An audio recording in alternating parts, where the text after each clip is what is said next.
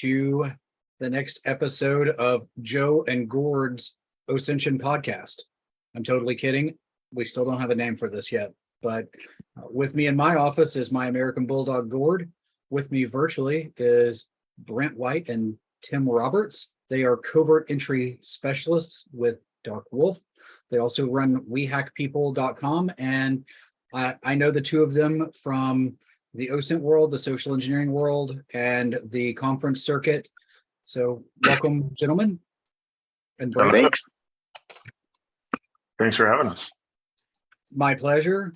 I hope everyone's having a good day so far. I'm pretty excited. I do want to preface this for the people on Twitch and other platforms. If the audio does not line up as it did with the last episode, the replay of this will be released audio only so that you're not having to be... I've already forgot the word. So that you are not... I was distracted. So you would not be distracted by the discrepancy within audio and video. So we'll go ahead and kick in. I'm going to be watching the Twitch chat and Discord for any questions that may come up and how we go down that rabbit hole. But first and foremost, I guess we'll start with Tim. What's on your mind today, Tim? What's on my mind? Finishing report writing. That was that's been on my mind most of the week. I think Brent and I did a on-site assessment not too long ago, so kind of heads down in that for most of my long work days. Report writing is that your cat? You look like Dr. Evil with your cat in your lap there, Tim. Yeah, she wouldn't be quiet until I picked her up, so I put her in my lap. Nice. So Brent, you've got which pet are you bringing into your office? I know you've got some chickens. Yeah, no chickens in the office today. I don't feel like scooping up all that crap. So no animals in the office today. I try to keep them outside. So just you as the animal, right? Yep, I'm the animal in here today. That makes sense. Actually, with what you said, Tim, that's actually a good segue into starting out on something that I know a lot of people who tune in and watch the channel, listen and everything, something they're interested in. And it's not really a spoiler, but I'm about to release an introduction to intelligence report writing. So I'm going to pass to you and Brent to talk about your perspective of the importance of intelligence report writing, because at the end of the day, let's face it, social engineering is intelligence. It's usually derived after some OSINT. And if we wanted to put another name on it, honestly, social engineering in many cases is really human intelligence. Yeah. So, and then of course, you've got some of the more technical stealthy things that you're doing with covert entry, but it still kind of falls under the realm of social engineering. So what are some of the things that you consider to be important with intelligence report writing, and what are some tips that you may have for those tuning in? One of the things that I think we've started doing actually is asking the client if they want video, because that helps. Because if we miss a photo or something, because a lot of our clients will do one of two things. They'll either have designated things that we take, but and we try to get out of the building, or it's a pretty broad scope where we're focused on things laying around, plugging in malicious devices, getting into server rooms, getting into offices and all that. So taking evidence, I think, is important, whether that's pulling from a video or taking a lot of photos. I've found that is important. And secondly, take note of commendable practices. That's something that Brent and I, we kind of have a repository of findings and commendable practices that we've noted over the years. And I think people sometimes forget. They're quick to call out the vulnerabilities and the bad things that people are doing. But, if you get caught, call out that security awareness, or if someone questions it, call it out, so that's kind of my input on report writing. Also, don't make it a table Bible. Don't make it, a 100-page report. That's like giving a a vulnerability scan. The bigger it is, the less they're going to digest it, I think. So just keep it straight to the point. You don't have to clutter it with tons of photos, but sufficient evidence. Yeah. To sort of add on to that too, as Tim was just mentioning, as with any like intel report writing, you want it to be precise. You want to get to the point. So it's something that you put 20 words. Why put 20 when you can say the exact same thing in 10 words and get to the point? So just make sure that it's all in the standard intel report writing, right? So say what you need to say. Make sure that if the evidence you gather to get to a certain point or a certain conclusion, as Tim mentioned, make sure that that evidence is clear. So when the customer or the client looks over that report, there's no guesswork on the air end as far as how we reach point A to point B. Something else that we do too, and this is more specific to the covert entry side of things, social engineering, where this might be different from a standard intel report, is if we are able to social engineer an individual person or find a specific thing that they did wrong that we were able to leverage, we make it a point to not put their name in there. We do go to them when we can after the fact and sort of educate them on what we found, but we are pretty big against putting specific individuals' names in reports, because if we can have that teaching moment with them, that's better than them getting fired and then the next person coming in not having that experience. Obviously, that's going to be different if you're doing a report against a specific individual. But in this case, if it's for a company or any sort of a entity, then we highly recommend against not putting specific individuals and their faults. Yeah, totally agree. I like that as well, because when you talk about having a report and having, say, someone in it, you can say someone within accounting had an issue. Someone with accounting allowed this, but going a little bit further, because while I do the attack side, I've done the attack side, and I've also done the defensive side. The biggest thing I want out of my users is reporting, and not so much on exactly what you're doing with your covert entry, but somewhat on the side of phishing. I want people to report when they have clicked on something. And if someone gets fired for clicking on something that leads to ransomware, the next person that clicks on something is going to be afraid to report having clicked it for fear of being fired. So not giving up the specifics unless it's with an individual, which is another practice that I will do. Like with an OSINT report, if someone says, hey, we want you to find everything you can about me. Okay, cool. I'll tell you, the person, every password I find. I'm not going to tell your employer, yours, Tim's, and everyone else's passwords I find, because there's no assurance that it won't be misused. But I really like the way that you present it in such a way that prevents it from being punitive in nature. Yeah. We've had an instance. Well, Tim, sorry, I think go ahead. Sorry, No, I think I just interrupted. It's probably the same thought. So no, go ahead, complete it. About how we have seen people fired basically on the spot with things. Horrible. It's not what we're there to do. We're there to help strengthen. So that was a big kind of a eye opener for us at that point. We were like, we are never mentioning people again. So and I think that's the same with a lot of technical reports that are just like application pen test or cloud pen testing, network, whatever.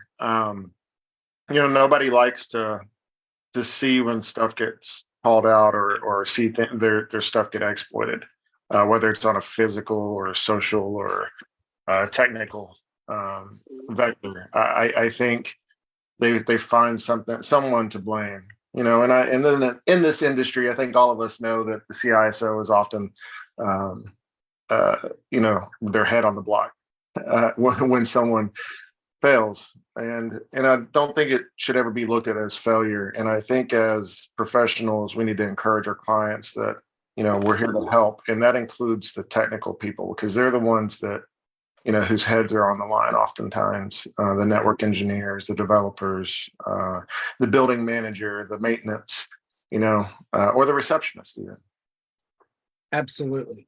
And to take what other people in the social engineering world have said, at the end of the day, the three of us are pretty much professional con artists. We are always trying to find a technique to be able to get in. And we may be more or less persistent than an actual adversary. So if someone falls victim to something that we're up to, that just makes them human, because we're sitting around scheming these ideas. For anyone who's ever been to Layer 8 conference, I don't know if either of you have been to it, but literally, if you go to the speakers dinner, it's nothing but a who's who of social engineers sharing war stories, scheming up new ideas together. That's all it is. And for a layperson to fall for that, that just proves that they're human. And at the end of the day, that's what we're testing. And philosophically, I always like to put it in the lens of we're testing the people, but the idea that people are the greatest weakness, that kind of bothers me a little bit when I hear that.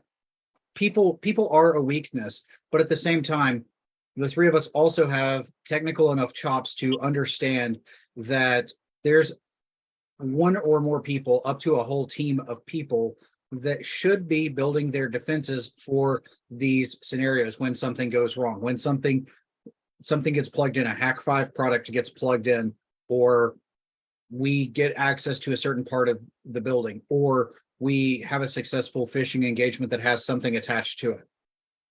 We should be testing the people and conditioning the people. But at the end of the day, the biggest weakness, I think, would honestly be arrogant security teams that want to pass the accountability for the finding to the people. I I do think that that's the case, and I think, you know, and people, as we know, are often the first line of defense and the weakest line of defense. And, you know, and not having a robust security awareness program or training, you know, I think we're in the corporate or the commercial world, even government. There's a checkbox that you have to meet, and I think people, when they focus on their security awareness, they put together this slide thing. You go to a website, you take the quiz, and then now you're good to go for the rest of the year. And it's not an instilled culture. And I really, you know, as technical as we want to get, while doing the covert entry stuff or not, you know, you could spend $500 on an iCopy X, or, you know, a few grand now on a boss cloner if you could find one. But in the end, it's the tailgating, it's the latch slipping, it's the putting multiple hats on your maintenance crew to as if they're physical security professionals, and them installing these things with poor controls. But yeah, I think there's a lackadaisical thing, especially when people buy. What I find funny, and I'll ramble, but is when people spend thousands of dollars on these electronic access control systems, and then they get bypassed with something simple, or someone's holding the door open all the time. On this on-site we did pretty recently, somebody held a door open for another person, or I was leaving, and I didn't hold the door open for them, and they seemed insulted. So, you know, as a culture, I think we could probably dive into that too, but especially as a American. 100%. And not to cut you off there, Brent, but this brings up memories for me, because I vape, right? And I smoked for 15 years. When I travel outside the US, I smoke cigarettes. But if you can hang out in the smoking area, you can easily build a rapport with people fairly quickly to be able to gain access and learn a lot about the lay of the land. But some of the most successful things I've seen in terms of gaining entry, obviously the whole, if you show up with a clipboard, you look authoritative so people let you in. Donuts. Coffee. Donuts. Yeah, same thing with coffee. I mean, if you roll up with a dozen donuts, especially like some piping hot, fresh, Krispy Kreme, or depending on where you are in the country, Dunkin' may be the better choice. Know your audience. But if you show up and if they can get that smell, people will put their cigarettes out early to let you in hope that you're going to give them a donut. Yeah.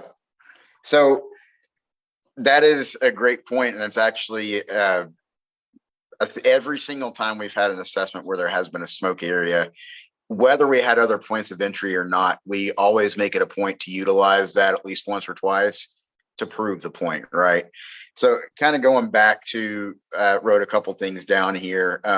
You said that we're basically professional con artists. You're right. I mean, we have a lot of time. It's our jobs to sit around and not only think of entry points, but actually practicing these, I guess, psychological attacks, if that's what you want to call it, against people based off their personality, mixed in with the environment that they're in. All of these different things, we are aware of those and how to use those in that moment against that person. Now, I will say, I also agree about not really liking the statement of people being the weakest link. Do we have flaws? Absolutely. Well, so does technology. However, I am a pretty firm believer in, and it's probably going to sound odd saying this, but as much as we bypass access control systems, these tech systems, that doors, as much as we bypass that, if those things are installed properly by the right people, such as a secure door, something that, as Tim mentioned, you can't slip a latch or weaken a mag lock or pull the hinge pins out by hand, which we actually did on this. Well, Tim did that on our last assessment, pulled it out by hand because they were so loose. Mixed with things, so tailgating, I've seen several different technologies in various areas, whether it is public places or even more secure places, skiffs, things like that. There are different technologies for man traps that, when they are installed properly and you have people who are watching correctly with security awareness training, and outside of those man traps, you have doors that are installed properly with the correct alarm systems, motion sensors placed in correct areas. All of these things, I believe that even with our flaws, our ability as people to be socially engineered, when you add that tech in there too, it should bring things up to a different level that sort of accounts for our weaknesses as humans. So there's a lot of good tech out there, but what we see most of the time is that tech, the money's been spent on it, but it's not installed properly. So it doesn't even matter. Installed by the lowest bidder. Yeah. Yep. And that's the thing too, is people depend on that. And when they don't depend on it, and that's the issue, is or when they can't depend on it, rather. But yeah, absolutely. I think locksmiths and stuff, or just people installing alarm systems, it's a concern. Even like contractors, you see this too, like with like cleaning crews. We all know, that's always a good guy, especially if there's after hours cleaning. But yeah, people oftentimes are too kind though. But the tech, when it fails, then you have to depend on your people. They're a firewall. You gotta depend on them. To that point, I don't know if you'll have any insight into this or not, but have you done any engagements, notably against organizations that put a heavy reliance on like the ASIS certifications, like physical security professional or certified protection professional at all? For their staff? For the physical security staff, security guards, or monitoring staff. Yeah, I've seen that. Yeah, as is. I think a lot of them call. But yeah, no, I've seen that as a standard, or at least a training, and there's a lot of communities too, that I think even being a part of. So even if it's not in your budget to hire, if you have to have the maintenance person uh, install these devices, have them educate themselves. Pay to educate them. Um, that's what I would say about that. Yeah, with ASUS, I see them and their marketing materials being kind of like, I don't mean this in a derogatory way, but kind of like their certifications being marketed as the CISSP of investigations and security, like physical security. So I was just curious as to whether you'd crossed paths with a lot of them and whether they kind of lived up to the CISSP on paper, but not an implementation type Oh, mentality. oh, absolutely. And Brent can attest to this. I am a firm believer that certifications don't are not an indication of your capabilities, or anybody can cram for a certification and pass it, but as soon as you're done cramming, it's out the year, a year or two later, unless you're using it all the time. But even then, I don't like the alphabet soup, whether it's relying on one cert. Oh, you have your OSCP, let's bring you in as a pen tester. Oh, you have a CISSP, let's make you CISO and I've seen this. Somebody got their CISSP. Formerly, they had 20 years of project management experience, and they became the CISO of the state. That it's and they didn't know what they were doing. And I hate to say that, but they depended heavily on security administrators, and that shouldn't be the case. I don't disagree. Admittedly, I got all of my certifications except for maybe one or two because I was working with the federal government. So being a contractor, I knew there was a massive pay bump for me getting CISSP and then pulling off and doing the ISSMP. But, just like CISSP, to bring this back to the ASUS physical world, there's the right way, the wrong way, and the CISSP way. There's the right way, the wrong way, and the ASUS way. Yep. So whatever you have to do to pass the test. Yeah, not to totally, throw those things under the bus. The training material, CISSP, ASUS, I've seen a lot of those. It's good material. It's good to learn the options of technology out there, how to use them, how they should be implemented. Those things are good. But as Tim mentioned, just knowing that and having that doesn't mean that it doesn't mean that you're necessarily qualified. And if you have those things and you also have hands-on experience, sure, that's great. But just from the certs alone, OSCP, great cert, very challenging, but I've actually worked with a couple of pen testers that came in with that, but they didn't know how to properly conduct an assessment on a full-scale network and other things.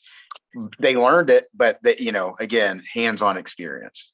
And just to add on to that real quick, I think that on the other side, the flip side of that, you miss out on some quality talent from people who don't have certifications. And that's unfortunate because I see that way too often.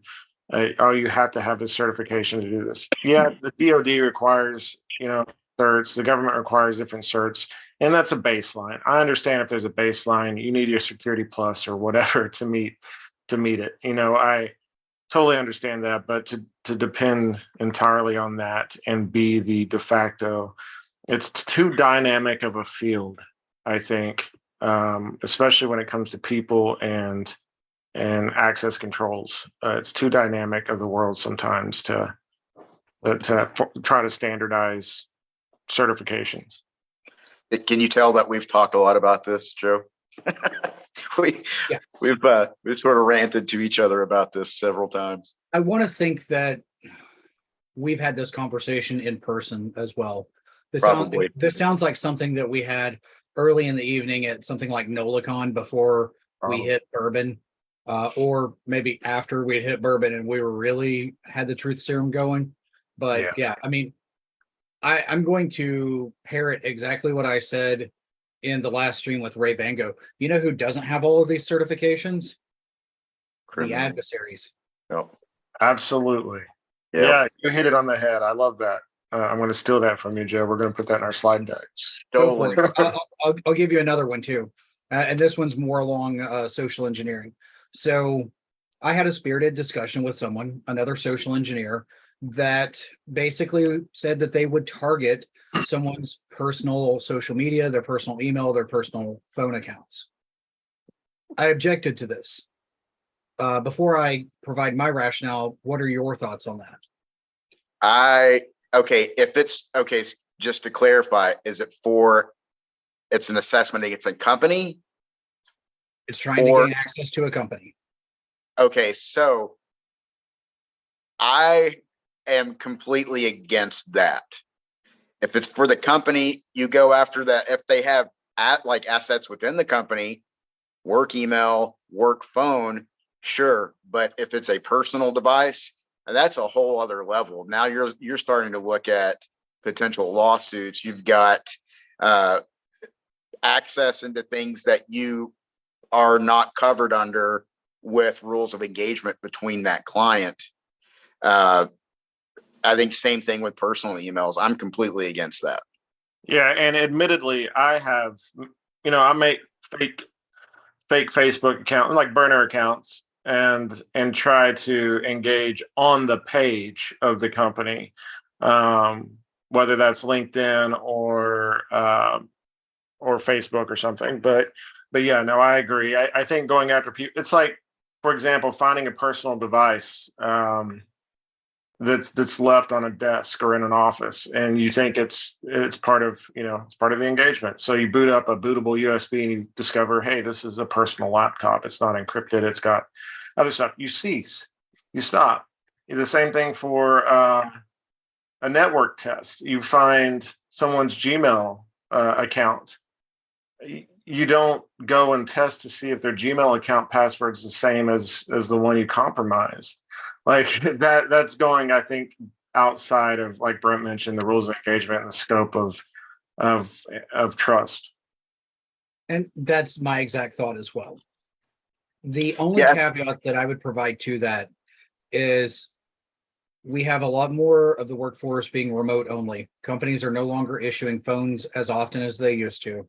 So that makes vishing a little bit trickier. But companies, I have seen some companies issuing VoIP numbers, like with Grasshopper and other things. I would say that phone number would be fully admissible. The only way that I would be comfortable attempting to phish, smish, vish, anything, someone's own devices, would be if the company had a verbose BYOD policy and the person had given explicit consent. And even then, I wouldn't be trying to log into their Facebook. I wouldn't be trying to log into their Gmail. OSINT on their Facebook and Gmail, that's a whole new ballgame. I'll do that all day, every day. But trying to log in, and here's the part you can use in your slide deck. But the adversaries do that. I mean, the adversaries, they gained access to a personal device and pivoted in one of those most recent data breaches, right? That's what just came out recently. Yep. But when is the last time either of you have seen a network pen test scoped to allow for legit ransomware, not in a test environment, like full-on ransomware or a DDoS? Never. That stuff's always off the table. Adversaries, but adversaries do it too. Yeah, well, on the physical realm too, I think sometimes Brent and I have seen windows to server rooms with windows. Are we going to break the window? No, but we do note that in the report, and I think it's important to note, so and so is using their account on whatever that Ashley site was years ago. I think it's important to note that stuff when you find stuff on Dhashed or whatever.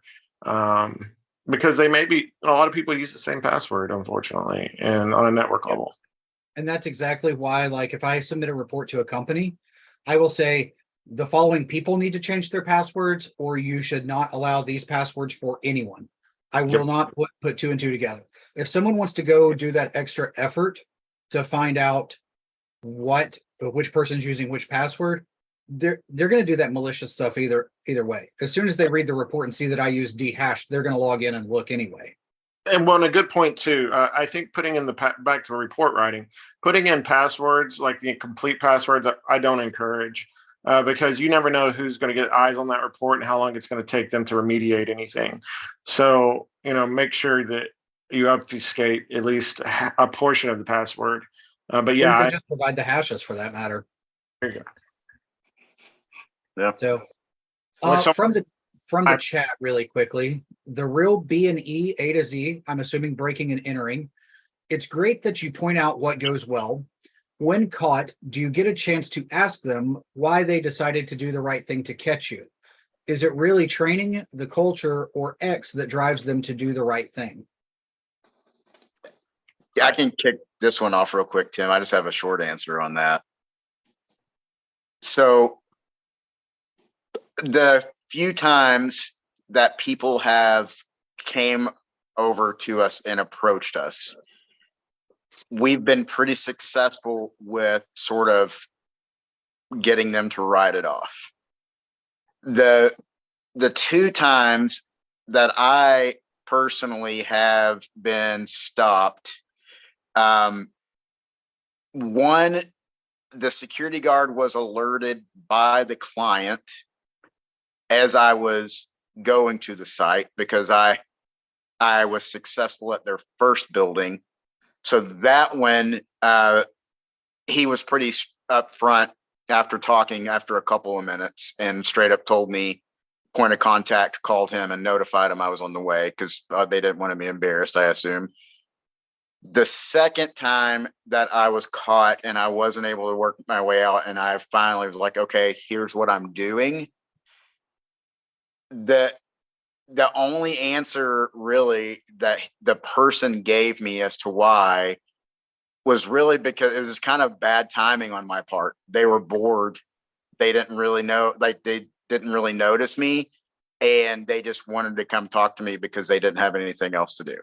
I mean, that's really it. So yeah, I'll add to that. Like I've been caught once, and the rest of the time I cheat because I have a fake letter of authorization with like that Bruce Wayne is the point of contact, and then our manager or like one of our directors or somebody has the phone number just to see if their incident response is to test their incident response even. And most, I would say 90% of the time, well, I guess 99 since, maybe, I don't know. But a lot of the time, people will glance over it and then they give it back and they don't do their due diligence and follow through with the incident response or incident reporting procedure. And I think that should be hand in hand with security awareness training too. But the time that I was caught, it was not a good time. So me and another guy I had just built the Covert clipboard. It was an RFID reading. It had an Arduino in it with some sensors in it, basically a Proxmark from the guts. And I used it to badge in. The guy noticed and, told someone else. They didn't recognize our face. It was a low turnover place. So everybody pretty much knew everybody. And the security guard caught me, but when he escalated it to the guy that was over them, their physical security director, the guy was a complete jerk. He wanted to fight me. He got so insulted because they didn't let him know what was going on, which I feel like they should have. But then again, a lot of the times they don't want to lose or they feel like they're failing. I don't want to fail. So like Brent said, they put other people on red alert. But I didn't have a chance to ask them, hey, what set you off? But I can assume it was because we were badging in with a clipboard. And at the time we didn't have the tech to just clone the badge on the spot. That makes sense. That was a while ago. Yeah, that was a long time ago. And since then I haven't been caught. So knock on wood. There you go. Except for fake letter of authorization, which goes to social engineering. So I never thought of the fake letter of authorization. I do like that idea. yeah, we usually put the White House address on there and come up with some fake company like Gone Fishing. I will say to anybody listening that hasn't used a fake letter before and considering it, as Tim mentioned, it is cool and it does work. However, you can't just like anybody go around with the fake letter. You really have to be confident in being able to read the situation. If that person is very adamant on, hey, you don't belong here, you're coming with me, you have to be aware enough to say, okay, here's the real thing. I'm not going to show you this fake one. Because what happens is if you're not experienced or whatever you want to call it, and some person comes up and they're very intent on finding out your purpose, and you pull out a fake letter and they pay attention to that. Now, if you start pulling out another letter, they're going to be like, no, like, screw this. You're messing with me. And now what could have been, hey, here's my letter, I'm here doing an assessment, is probably, or could very likely be escalated to a situation where I just showed you a fake letter. Now I really want to give you the real letter. And they're like, no, I'm not looking at another stupid letter. And now you've got this escalated situation where you might not even have a chance until things cool off later, which potential, authorities showing up or whatever to say, here's the real deal. Now that you've cooled off, will you please look at this? I know that's like opposite end of the spectrum, kind of like worst case scenario, but it is something to consider before you start using a fake letter, which again, fake letter is great for incident response, but you really need to understand the situation before you try to pull it off. And I would encourage whoever catches you, if you pull out the fake letter, encourage them to, and they don't believe you, encourage them to call from their global directory, not call the number on your new letter, on your real letter. Pull up the phone numbers from your point of contact so you know it's legitimate. That's always I think always a good tip. I can't remember who told me that, but yeah. That one makes a lot of sense because honestly, I'm getting heavy coal fire and Iowa court system vibes off of that line of conversation, just because someone had authorized it and you had a sheriff that was not taking that as an answer. Yep. And I mean, you're going to run into those scenarios. When you're scoping your tests, do you ever do physical engagements on places with armed guards? I can answer that after Brent. I think Brent had a thought here. Yeah, so we do. However, something that we have changed as of years ago is if there are armed guards, we will not do after hours or nighttime entry.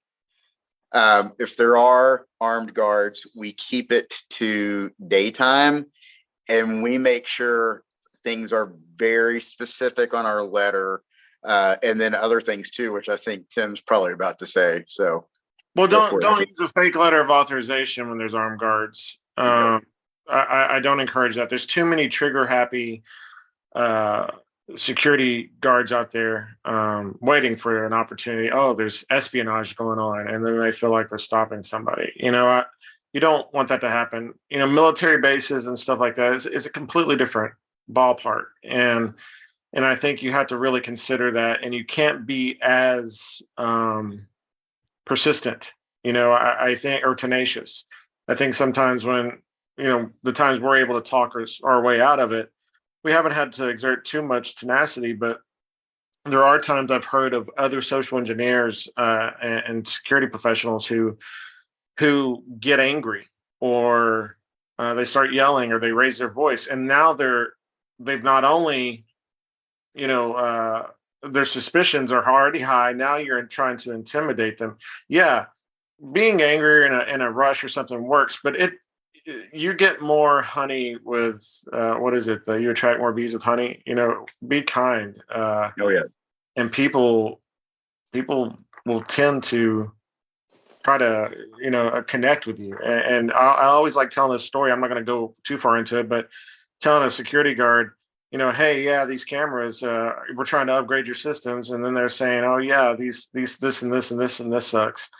And they're exposing because you've established a rapport, you've settled their nerves, and that's, that's where the exploit resides. That's the delivery method. Yeah. So some little secret sauce here too, for people listening is, I know there's usually a lot of talk about, your guys, like, walking in as, I don't know, let's use the super old example of, oh, I'm here to repair the printers, something generic like that. There are many times where you don't even have to get into that. You just go in and you just strike up casual conversation. If there was, well, I'm wearing my Titans shirt. If there was a football game or something, let's say it was after the Super Bowl, you just go in and just be cool, like just be buddy. Like you've known this person for years. Most people will be like, oh, this guy's cool. And then you just have that conversation. And after a few minutes, you're like, all right, well, I better get to it. I'm going to be late. And you're like, all right, cool. And they never even asks you like, what are you here to do? So that's something that works really well. I tend to agree. And on the topic of armed guards, I'll share a quick story. Back when I was doing a lot of testing, when I worked as a consultant, we were not supposed to do testing at any place that had armed guards. The thought is, Joe can talk his way in and out of a lot of trouble.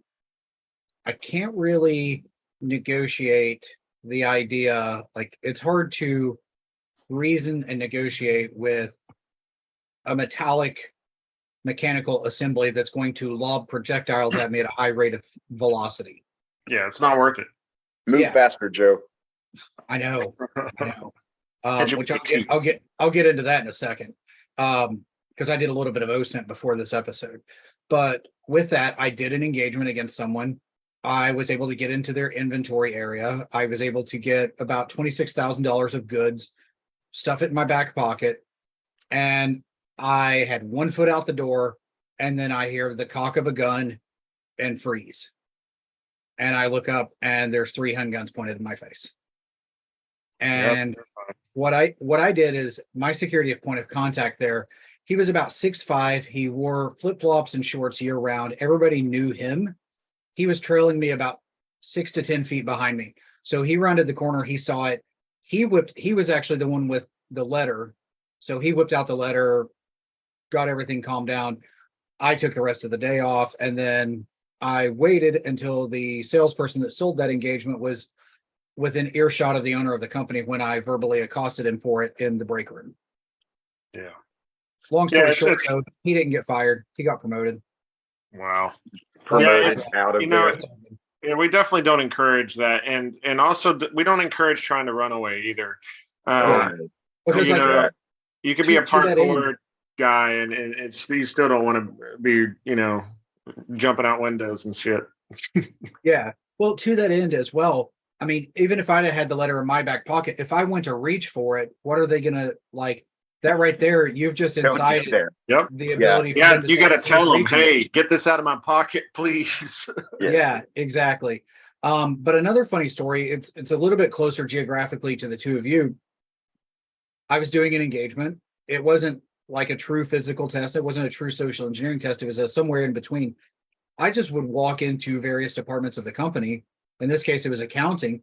I walked in and I would just start opening drawers and start looking through files to try to get someone to challenge me. I was trying to get caught. Mm-hmm. And my security point of contact there also trailed me. And basically what had happened was she picked up her purse and was about to swing it at me. Oh, wow. And here's what I had learned. She had been put on a performance improvement plan 6 weeks prior because she had been concealed carrying in the office and her gun fell out. And they prohibited her from carrying a gun, but she was a high performing person in accounting. She knew somebody. She probably had some dirt on somebody. And ultimately, the compromise they would have with her is she could keep a purse with a giant brick under her desk to swing at people. Wow. I almost ate a brick, but Wow. honestly, Wear a I helmet. think I might have been. I think I would have probably rather have been shot than hit in the face with a brick. Yeah. We should patent covert entry helmets, Tim. Right. We had Yep, we had people with face die masks. on helmets. Yeah. To that end, through some of my OSINT wizardry or lack thereof, Tim, it looks like you do some martial arts. What kind? Yeah. Well, I've been doing martial arts for 30 years, so it's a colorful background. But my primary one's capoeira. So I'm a professor in capoeira, and then I'm a master in hapkido. But I also teach law enforcement combatives and taught at some MMA gyms too, where they replace their kickboxing classes with capoeira. And then I also run a stunt show, which you probably found, called Olford and Vikings. So we do a lot of sword fighting and jousting, and yeah, it's a fun time. You That's only- also throw flaming knives Oh in yeah, circus. I also throw knives for the circus. Yeah, so That's cool. I personally practice Brazilian jiu-jitsu and judo. oh right on. Yeah, I this is BJJ I would for a love to while. do capoeira. They have capoeira in my area, but the schedule just doesn't mesh. So Yeah, can't really do it. It'd be really cool because as a teenager, I love to watch that Only the Strong movie. absolutely. That's what got me into it. That and Tekken. Yeah. Oh yeah, Tekken. If I recall correctly, Virtua Fighter also had a capoeira fighter or player in there as well. If I recall correctly, there's either Virtua Fighter or Street Fighter. It was one of those games. I wasn't a big Tekken person, so it was one of the other two. But yeah, I think it I was had to Street ask that. Fighter, wasn't it? That had Blanca, but he didn't. He just was a big green electric guy. Yeah. Yeah. But yeah. So be on the lookout for something associated with InfoSec and combat sports in the near future. Yeah. I'm cooking something up with someone that we are going to drop it at insert conferences here. So, but Yeah, that'd be I'll great. keep that on vague book.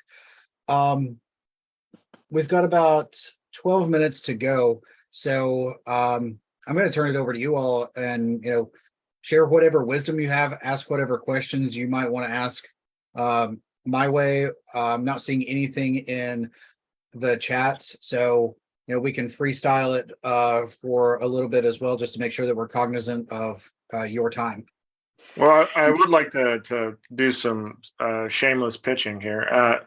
So Brent and I are working on a book called Hacker War Stories, and so we're hoping to release volume one pretty soon. I don't know if it'll be this year. It might be early next year, but collecting, our own war stories and some of our favorite assessments that we kind of put in this story form.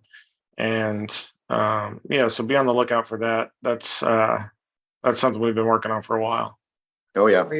Are you planning on self-publishing that or going through a publisher? Still we've been trying to talking. figure that part out, I think. Yeah. I'll talk to you offline about that. Yeah, sounds great. I have a little bit of experience with the book thing, so I Yeah, can for sure. tell you of some of the pitfalls you might run into and things along Awesome. those lines. Yeah. Earlier too, to your, planning heists and stuff, we actually have a new T-shirt that was designed, and it's white and in very light print. It says across the chest, "Professional Liar," and then on the back it has the "We Hack People" stuff. It's pretty cool. I'm still waiting on mine to get here, so I'm gonna have to score one of those. Well, especially wearing that after you've done the covert stuff, and you want to, walk around and prove points or whatever, putting a shirt that says it Right. on You wear that shirt with the Black Hills anti-siphon hacker one, where it's all spelled backwards like an ambulance. Oh yeah, that's cool. We also have the one that we like to wear that in bold letters it says, "I'm not supposed to be here." Yeah. So you can get that one too. So that's a fun one to wear after you've been there for a bit. And of course, no one reads it, so it's even more funny. Well, you're So bringing up a very interesting point. I have to ask this. Do you have like a wardrobe department? Like, do you all ever go to like Goodwill or your local thrift yes, stores and try to score T-shirts of yeah, organizations? yeah. No, we have some of our own, and actually, this is something we've been talking about doing too. Is trying to have that as a service, but we we have quite a bit of stuff that we've acquired I'm over not the sure if I would years. do it. I'm not sure if I would do it as a service because, factoring in the whole DEFCON 321 rule, hackers already don't like to bathe. We'll release more info about that later, but Yeah. it's along the lines of like disguises and things we're talking about now. So Yeah. yeah. Yeah, I will we say, usually, if we can, if the OSINT is solid and we can figure out, hey, there's some construction going on here or something like that where we can pack accordingly. Because something we don't do, and I know some other people do this, they bring like a giant suitcase full of geisses. I try to only bring like maybe two or three. I think might work, and oftentimes we don't even need them. So Yeah, I will say that my prized disguise was I found a waste management polo shirt at a thrift store. that's a good one. nice. Very That's good. that's one of the more powerful ones to use because I coupled it with the forensics guy where I worked drove a white pickup truck. He had that and it was like a 70 something model Z28. So if I was going to be doing some of that kind of stuff, I'd be like, hey, can you drive the pickup truck tomorrow? I might need to borrow it. And I even went and had a waste management magnet with the local phone number That's made so I fantastic. could slap it on the side of the truck and just drive the truck over, tell them, hey, feed them a story, grease up the skids so that I can pull a phone out and be taking pictures and video and everything else without setting off any alarms. It was great, but you know, obviously that's a regional thing. So some places you might have a different company, but that leads to exactly what you said, depending on the quality of the OSINT. Yeah. Yep. And then, also like be careful what you're addressing as too. Don't get a police officer uniform. Don't, so even like mailed couriers, you got to be careful with that because the federal employees, and so just be mindful when you do choose your disguises, and don't buy them and use them straight out of the box. Getting like high vis vests and stuff that have no Still wrinkled. yeah, exactly. It's like you can still see the creases where it was folded from Amazon or whatever. Dirty that stuff up. Borax. Pro tip: borax will help soften up that fabric and dull it a little bit. I use that in my stunt show for a lot of outfits. So it Treat it works. like Transmission cast oil. iron. Transmission oil is actually a really good thing to dirty up something too. And it's hard to get out. You don't really want it to get out, but if you're disguised too, let's say electric company, electrician, whatever it is, and that's your guys, make sure you can actually speak, like talk shop, shop talk, whatever. I don't know Talk what just shop. You happened in had my it. You brain had there. Know the vernacular. Yeah, make sure you actually can Lovely. know what you're talking about. Otherwise, you're going to look like a complete idiot, and you're going to burn yourself. So, yeah. Don't go in asking where the flux capacitor is. Yeah. What's Yeah. this red wire? Oh A yeah. BLT drive on Yeah. with AWOL. Yeah. So what you're saying is with your disguises, you should treat them like cast iron and season them well before use.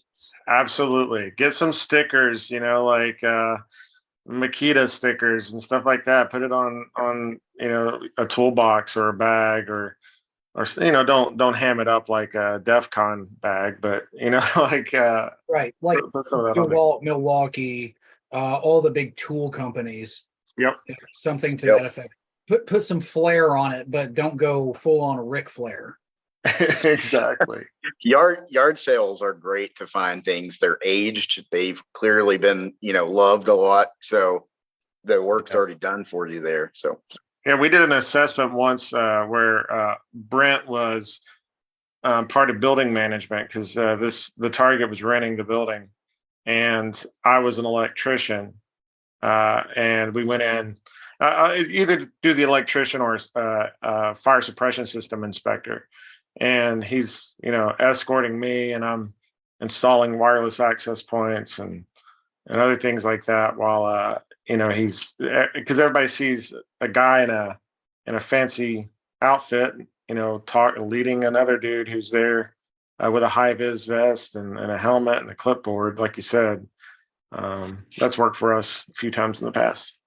And it's good to have a radio in your hand, like on you too, whether you're the contractor or the management, whatever, because then it looks like, you've got people you're talking to. So yeah, lots of options. That's one I hadn't thought of. That's a good one. Especially like around here, I have a lot of ideas for stereotypes on how to dress if you're the building manager, but I'm just gonna hold those back just because they're kind of funny, but that's about it. Looks like we're getting kind of close to time, and to be respectful of your time, I guess we'll go around any parting wisdom and how/if you want to be contacted, can people contact you? My parting wisdom is be bold. Don't let it make you too afraid, because we're able to do things as professionals that we probably normally would never have the guts to do. And when you're testing security, and push yourself a little bit, be creative, try to think outside the box, and as far as certifications go, definitely take the training, but. And I know I was bashing on them a little bit, but there's some good training out there. There's a lot of information out there, a lot of companies. You can follow us on Instagram at Covert Entry. You can also go to wehackpeople.com. But I know myself and Brent both are open for questions, and there's a submission form on there if you have to. So, my parting wisdom would be, make sure you prepare, whether it is disguises like we were talking about, not just what you're wearing, but what you're going to say and how you're going to carry yourself. You can have a box full of brand new bypass tools, Hack 5 implants, whatever it is. Prepare. If you buy new lock picks and you show up on site and you don't know what you're doing, why even have them? If you have bypass tools that you've never really practiced with, why have them? If you have Hack 5 tools, then you have it set up your C2 server or tested it against AVs. The point being, you can have all these fancy tools and things, but if you aren't prepared, then it's not going to work out. Also, drink your Ovaltine. Stay hydrated. Yep. And always carry some Motrin and a fresh pair of socks if you were military, just because that's the solution to everything. But that and some Imodium. I was on subs, so we never really had to worry about the Imodium side. It was usually the opposite end of that spectrum. Until we got to a point where we ran out of the real moo, and when we had to go to the powdered moo, the powdered milk, then that problem kind of went away. But yeah. Nevertheless, either way, it's been fun.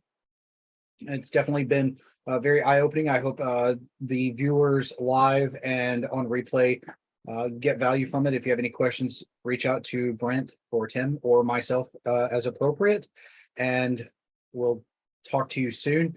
You can take a look at all of the links for the OSINT at Linktree. So that's linktr.ee/the OSINT. And that's all we've got for now.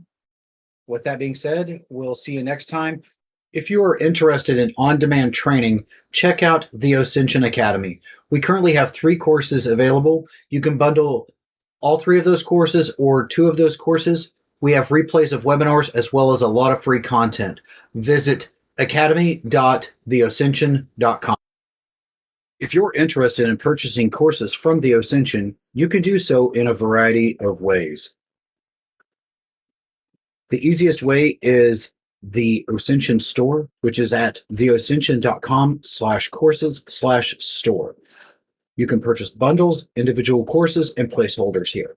If you would like a custom bundle, please email bundles@theoscension.com for custom bundles or questions. If you'd like to bundle these courses, we offer this in a payment plan and as a one-time payment. There are the links to take care of that. You can follow us on Twitch. OSINT.mobi/Twitch is the redirect. OSINT.mobi/YouTube is the YouTube redirect. And also we maintain a couple of communities. On Discord, we maintain the Oscension Discord, which is osint.mobi/Discord. And we are also members of OSINtelligence on LinkedIn, which you can join via osint.mobi/OSINtelligence. There are the links to my social media as well as the Oscension's. Thanks for watching. Don't forget to like this video, comment, share, subscribe, and hit that notification bell.